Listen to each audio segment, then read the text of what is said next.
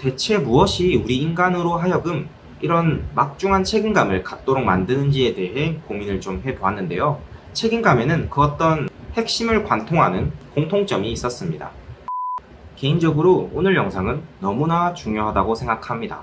그래서 더더욱 재미없게 만들어서 꼭 제 영상을 좋아하시는 분들만 끝까지 보시고 알아가셨으면 좋겠다는 생각이 듭니다. 그럼 영상 시작하겠습니다.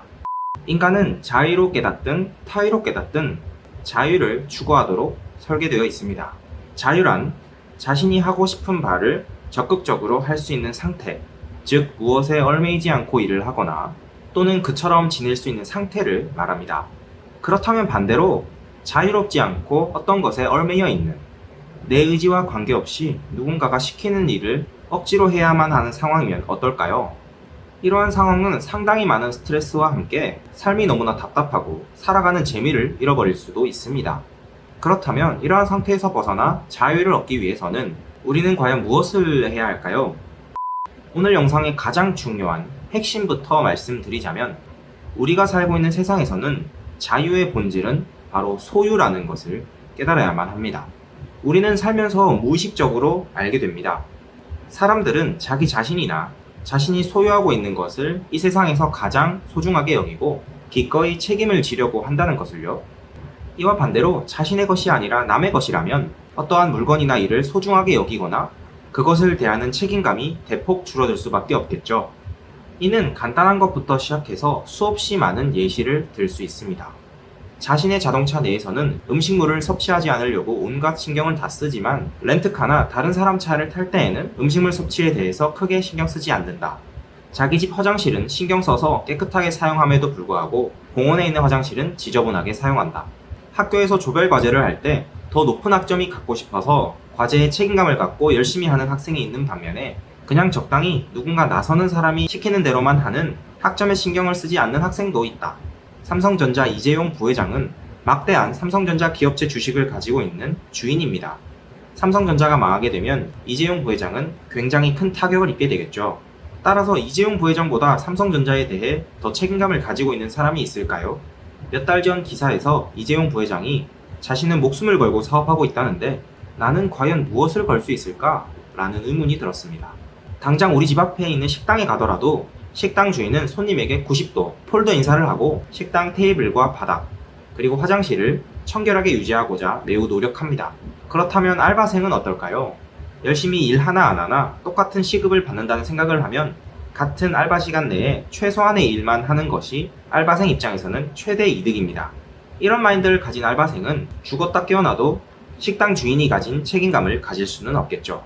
하지만 어떤 특정 상황에서는 알바생 또한 책임감을 가지는 경우도 있습니다.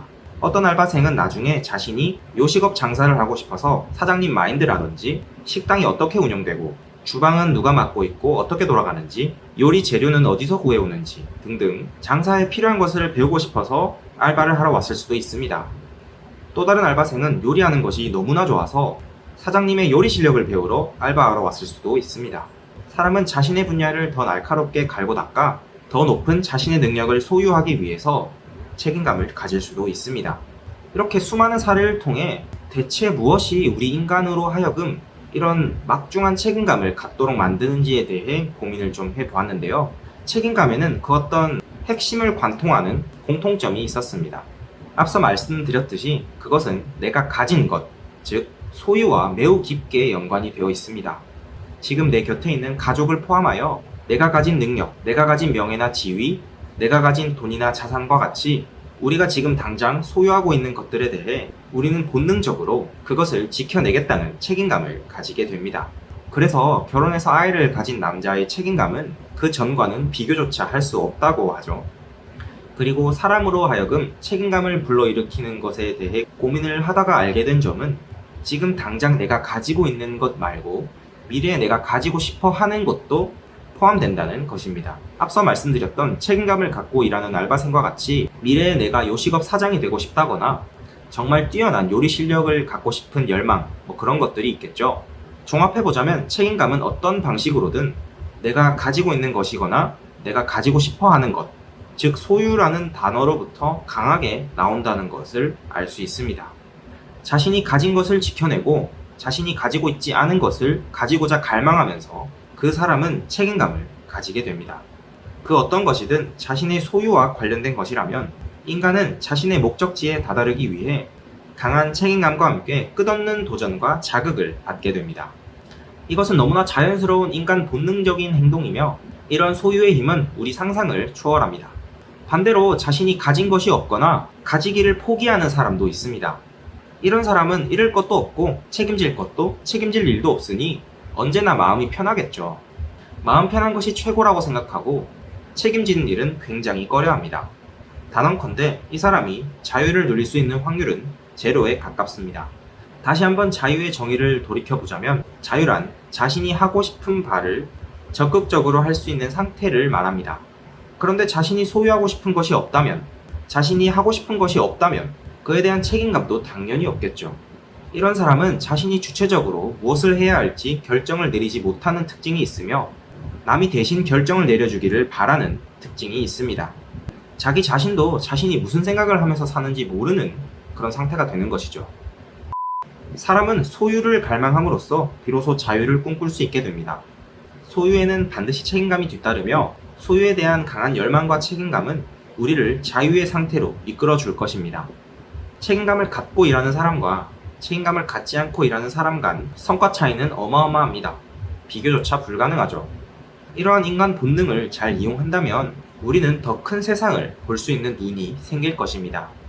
그럼 우리는 앞으로 어떻게 해야 할까요? 지금 당장 내가 가진 것이 없다거나 가진 것이 아무리 보잘것없다 하더라도 앞으로 내가 가지고 싶은 것이나 가져야만 하는 것, 그리고 가져야 하는 능력 등을 강하게 열망하면 됩니다. 예컨대 그것이 누군가에게는 행복한 가정이 될 수도 있겠고, 누군가에게는 포르쉐를 가지고 싶은 것일 수도 있겠고, 누군가에게는 변호사나 회계사 자격증이 될 수도 있습니다.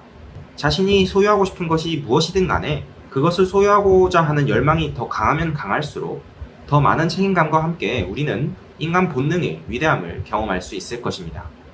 아무것도 갖고 싶지 않아서 아무것도 하지 않으면 우리에게는 아무 일도 일어나지 않습니다.